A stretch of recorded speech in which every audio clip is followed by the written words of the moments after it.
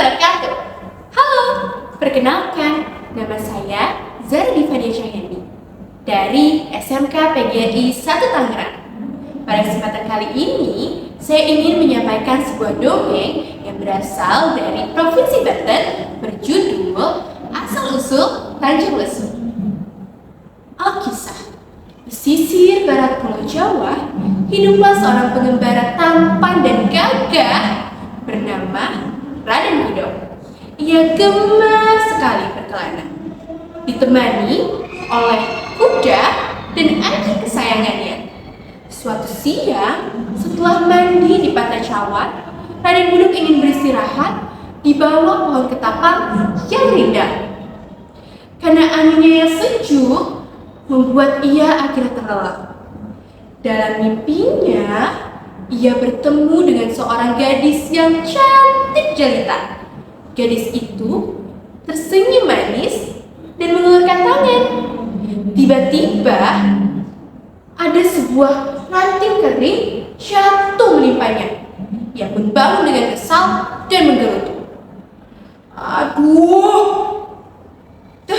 coba saja. Oh, tadi ranting ini tidak jatuh. Pasti aku masih bisa melanjutkan mimpiku. Semenjak saat itu, wajah sang gadis membayang dalam pikirannya.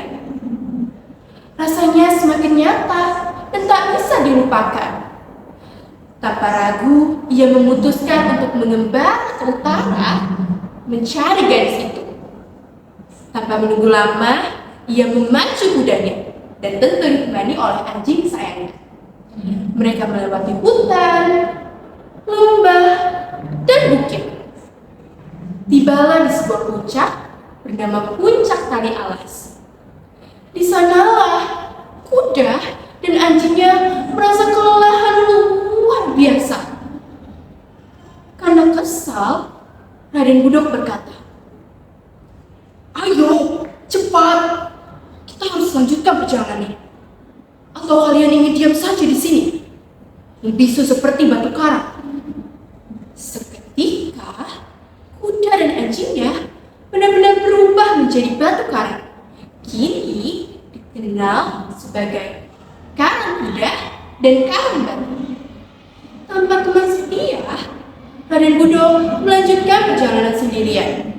Tibalah ia di sebuah tepi sungai yang ternyata sedang banjir besar. Saat ia duduk menunggu banjir surut, tiba-tiba terdengar suara duk, duk, duk. Itu adalah suara tabuhan lesung yang sangat merdu dari seberang sungai. Mendengar hal itu, Raden Budok terdebar. Itu dia, suara yang aku cari. Aku yakin gadis itu pasti ada di sana.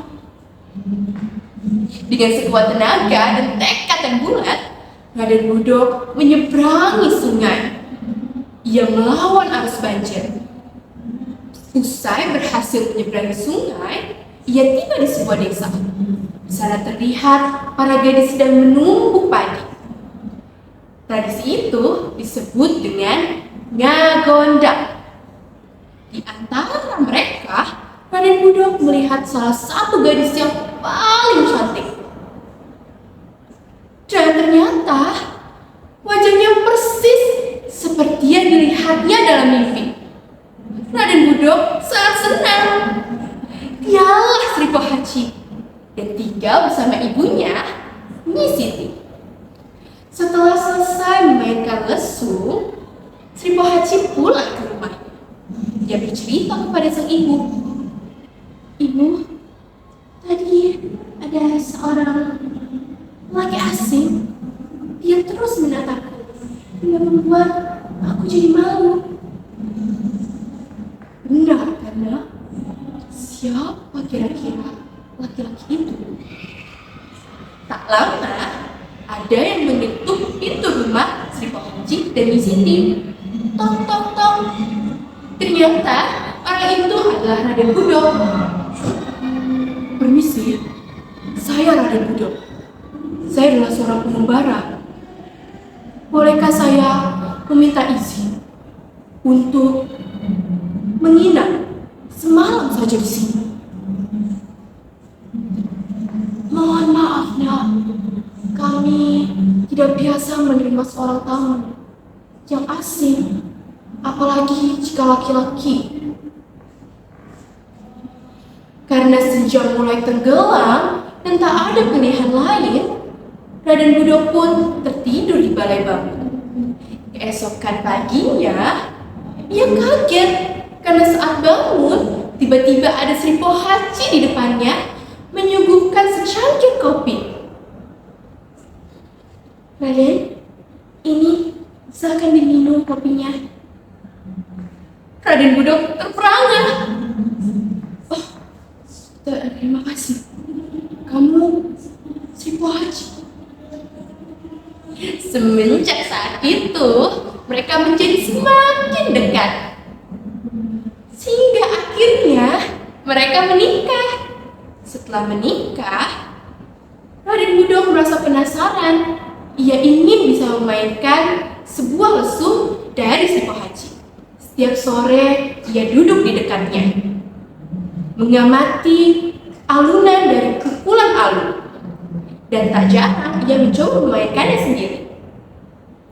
Sri Pohaci melihatnya senang karena suaminya sangat cepat belajar. Mereka menjadi sering memainkan lesung bersama, menciptakan irama yang menghibur warga desa.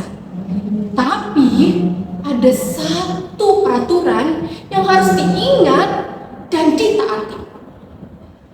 Ngagondang tidak boleh dilakukan pada hari Jumat, karena hari itu adalah hari keramat.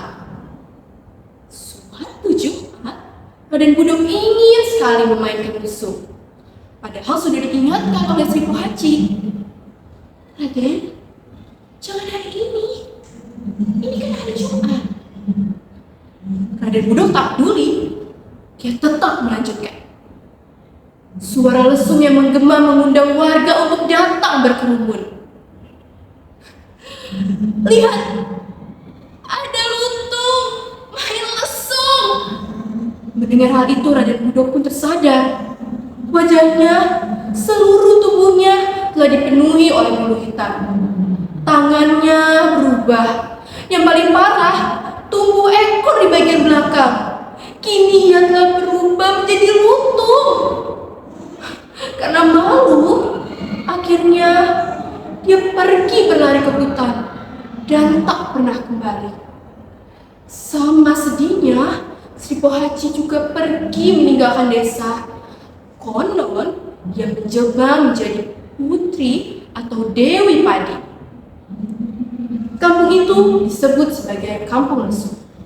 Karena letaknya di dekat sebuah tanjung, disebut sebagai Tanjung Lesung. Teman-teman, penting sekali bagi kita untuk menghormati dan menghargai sebuah peraturan atau tradisi di sebuah tempat. Karena di mana bumi dipijak, di sanalah langit dijunjung. Demikianlah dongeng yang dapat saya sampaikan. Semoga kita semua bisa mengambil pelajaran. Kurang lebihnya mohon maaf. Wassalamualaikum warahmatullahi wabarakatuh.